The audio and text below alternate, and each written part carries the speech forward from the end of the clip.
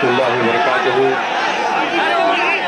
सदर मोहतरम all India Muslim personal law board हज़रत मौलाना खालिद फैसल रहमानी साहब, नशीन बदशरीफ फरमा कौम और मिल्लत के तंजीमों के जिम्मेदारान, मेरे साथी अरकान पार्लिमान, दीगर सियासी पार्टी के जिम्मेदार, मौजूद हाज़रीन इकराम, बुजुर्गान कौम और मिल्लत,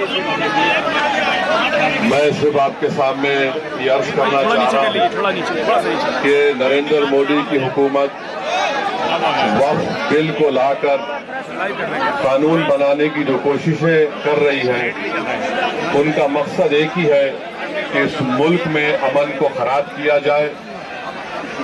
वजीर आजम का मकसद एक ही है कि मस्जिद और मंदिर के नाम पर आवाम हमेशा लड़ती रही, और उस बिल का मकसद ये नहीं है कि वक्फ की जायदादों को मजबूत किया जाए या उनकी हिफाजत की जाए। आप खुद अंदाजा लगाइए कि हिंदू धर्म के एक बहुत बड़े जूरिस्ट हैं, B.K. मुखर्जी की किताब में लिखा गया कि हिंदू धर्म में बाई कस्टम बाई यूसेज वो मंदिर की जायदाद बन सकती है।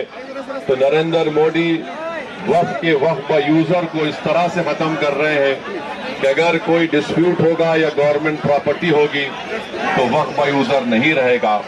दिल्ली में 123 वक्फ की जायदादें हैं, जिस पर दिल्ली हुकूमत का दावा यह है, मरकजी हुकूमत का, कि ये गवर्नमेंट की प्रॉपर्टी है। कलेक्टर को इख्तियार देने का मतलब यही है कि कलेक्टर हुकूमत के हक में फैसला देगा। जिस मस्जिद के इमाम हमारे भाई मौलाना मोहिबुल्लाह नदवी साहब हैं, वहां पर मरकजी हुकूमत कहती है कि वो गवर्नमेंट की प्रॉपर्टी है। अगर कल खुदा ना खास्ता ये कानून बनेगा तो कोई भी जाकर मरकजी हुकूमत की तरफ से, दिल्ली सरकार की तरफ से वहां पर एक नोटिस लगा देगा कि ये वक्फ की प्रॉपर्टी नहीं है।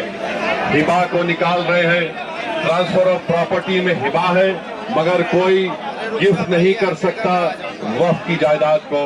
नरेंद्र मोदी आजकल भारत के हमारे फजीलतुल शेख बने हुए हैं और ये बता रहे हैं कि अगर कोई मुसलमान होता है तो उसको 5 साल तक वो वक्फ को नहीं दे सकता है।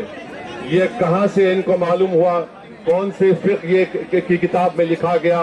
तो इनका मकसद एक ही है कि भारत के मुसलमानों से उनकी सियासी और मजहबी शनाख्त को छीन लिया जाए। मैं आपको बता रहा हूं कि इस बिल का मकसद मुसलमानों से मस्जिदों को छीनना, दरगाहों को छीनना, कब्रिस्तानों को छीनना, इवैक्यू प्रॉपर्टीज को छीन लेना, ये मकसद नरेंद्र मोदी की हुकूमत का है। और हम कॉशन कर रहे हैं चंद्रबाबू नायडू को, हमारे पासवान साहब को और नीतीश कुमार को, याद रखिए दुनिया जब तक कायम रहेगी, अगर आप इस वक्त नाजुक वक्त में इस बिल की तायीद करेंगे तो आपको मुसलमान कभी नहीं माफ करेगा, क्योंकि आपकी तायीद की वजह से ये बिल कानून बनेगा। इसलिए हम उनसे भी कह रहे हैं कि आप इस गैर अनकॉन्स्टिट्यूशनल बिल की तायीद मत करिए।